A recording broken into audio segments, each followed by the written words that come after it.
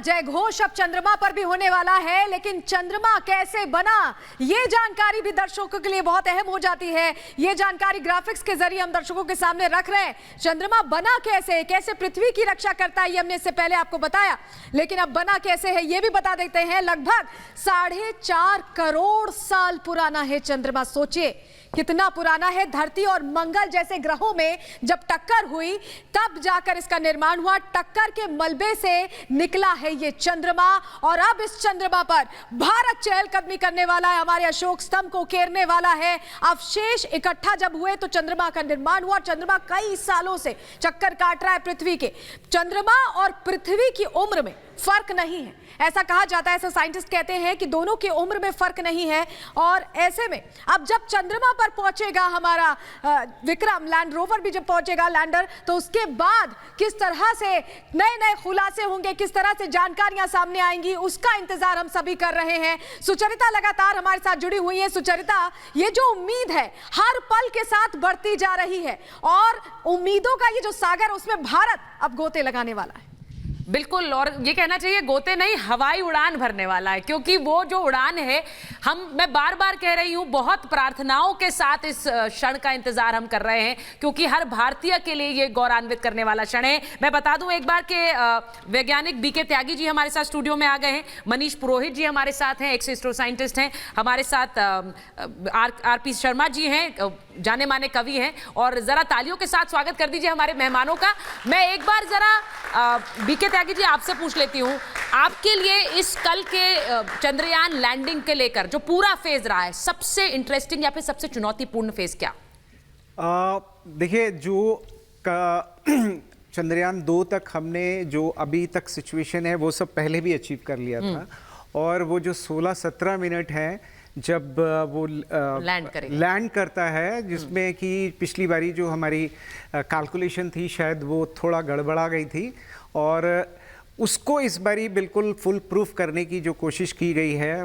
बहुत सारे उस बारे में डिस्कशन हो चुके हैं, उसमें हार्डवेयर भी है, सॉफ्टवेयर भी है, सारी चीज़ों को। और कल जैसा कि एक स्टेटमेंट आया था कि अगर विक्रम में कुछ गड़बड़ आती है तो भी हम लोग जो हमारी लैंडिंग होगी वो हो जाएगी। तो यानी कि एक जो जितना भी एक ह्यूमन एंटिसिपेशन जो हमने पिछले चंद्रयान के जो सॉफ्ट लैंडिंग नहीं हो पाई थी, उससे जो लर्न किया था वो सारा इसमें इस बारी इंटीग्रेट इस मिशन में किया गया है, और जो प्रोबेबिलिटी है उसकी 100% है। और बाकी जो मूवमेंट है, क्योंकि ये जो लास्ट के जो मिनट होते हैं 16-17 मिनट, ये बड़े क्रूशियल है। उस टाइम पे क्या चीज़ होता है, जैसे कि हम अभी जो रशिया का जो लूना मिशन था उसमें जो लास्ट मोमेंट पे गड़बड़ आ गई। अब ये देखिए कि वो उनका कितना पुराना इतिहास है।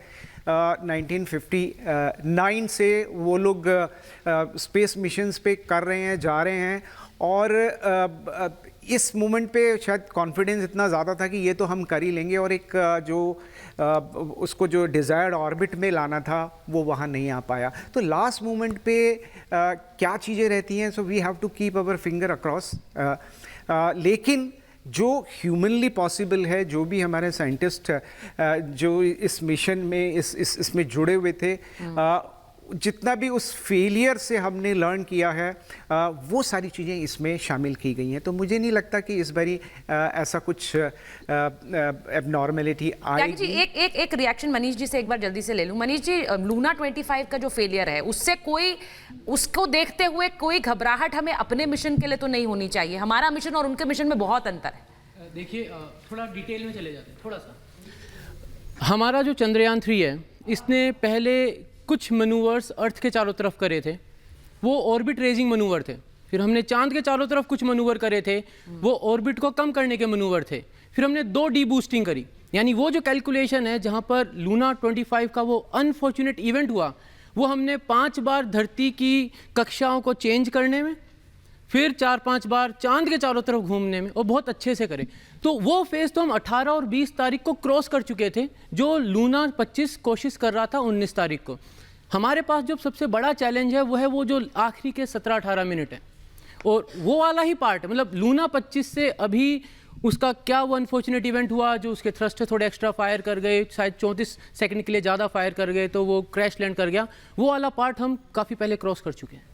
बिल्कुल। तो बड़ी खबर एक बार अपने दर्शकों को जरूर बता दें कि चंद्रयान की सॉफ्ट लैंडिंग की उल्टी गिनती